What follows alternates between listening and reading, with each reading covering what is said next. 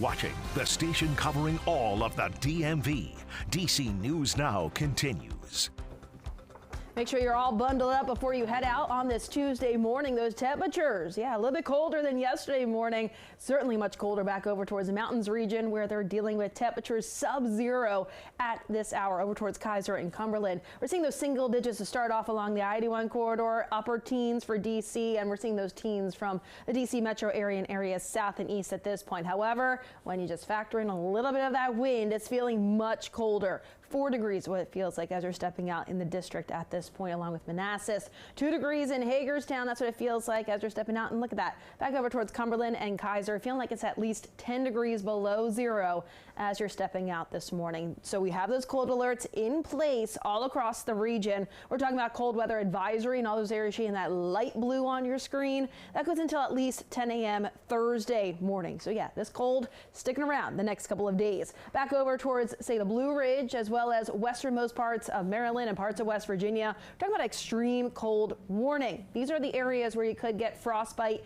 in 30 minutes or less on any exposed skin. So certainly want to make sure you're taking the precautions, make sure you are bundling up throughout the next couple of days in those areas. Now, it's not just our area dealing with that extreme cold. We're also seeing unseasonably cold temperatures extending as far south as some of the Gulf states. And we're talking also wintry weather too. Quite incredible to see a blizzard warning that has been issued for southeastern Texas and southwestern Louisiana. The first time that local office there has ever issued a blizzard warning. And they're dealing with that snow right now. Look at that map. We're seeing that wintry weather all the way from Houston over towards New Orleans and even extending into parts of Mississippi and Alabama and even back over towards Atlanta as well. Back here locally, we're seeing the quiet conditions. But yeah, we have that Arctic cold that is over our region. High pressure is keeping us dry and quiet, but we do have some cloud cover out there right now, and we'll see mainly cloudy skies persisting through the day today.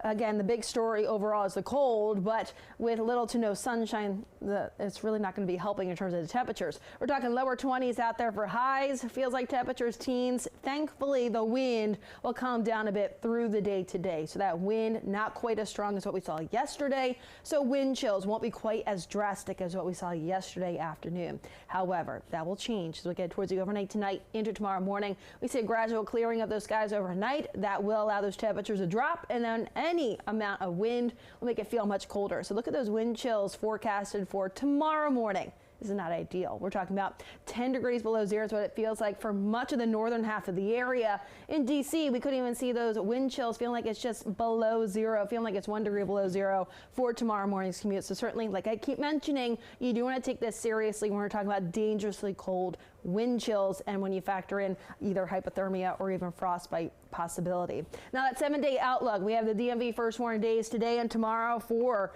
the cold that is still with us. Then for Thursday and Friday, we're finally above the freezing mark. So finally seeing that. The weekend, that's when we finally see some seasonable high temperatures, and we're overall mainly dry for much of that 7-day forecast. Just some isolated flurries are possible later on this afternoon.